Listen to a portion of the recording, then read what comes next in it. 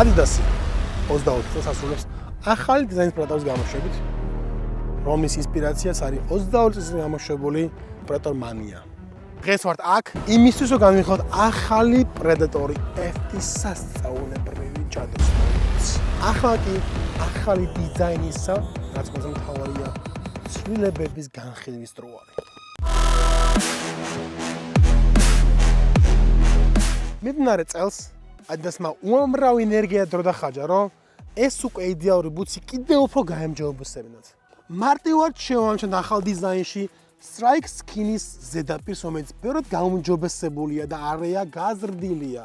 წინამორბედიდან განსხვავებით, ახალი პრედატორი უფრო ნაკლებად აგრესიული, უფრო დახვეწილი, ელეგანტურია, როგორც ვიზუალურად, ასევე პერფორმანსში. Hybrid Touch-ის ტექნოლოგიის ზედაპირი ახლა უფრო გათხელებული არის, რაც გვაძლევს მეტ კომფორტს. დეტალები დამატებულია ადგილებში, რომელიც უფრო მეტად ხვდება ბურთის მიღების და დარტყმის მომენტებში. შედეგად ვიღებთ უფრო მეტ სიზუსტეს და კომფორტს დარტყმისას.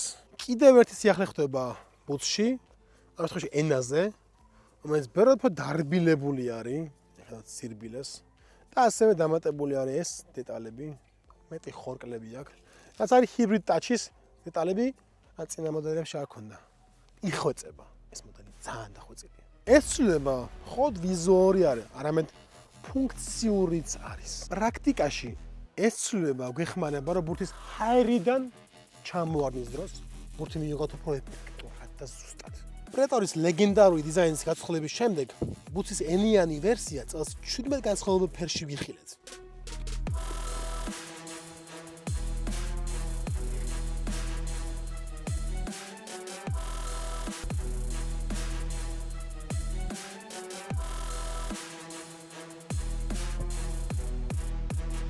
იყოთ ობიექტურები და თქვათ, ისაც არ შეცვლილა.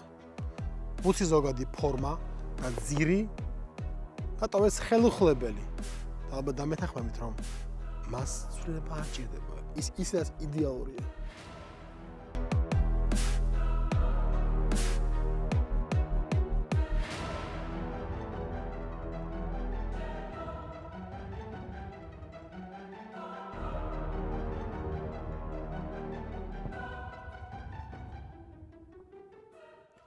რას უნდა ველოდოთ 2025 წელს პრედატორის უამრავ ფერს, რომელიც ახალი გამოვა იანვარში და ელოდეთ მას საბაძის 11 ნომერში, ჯასპორტში.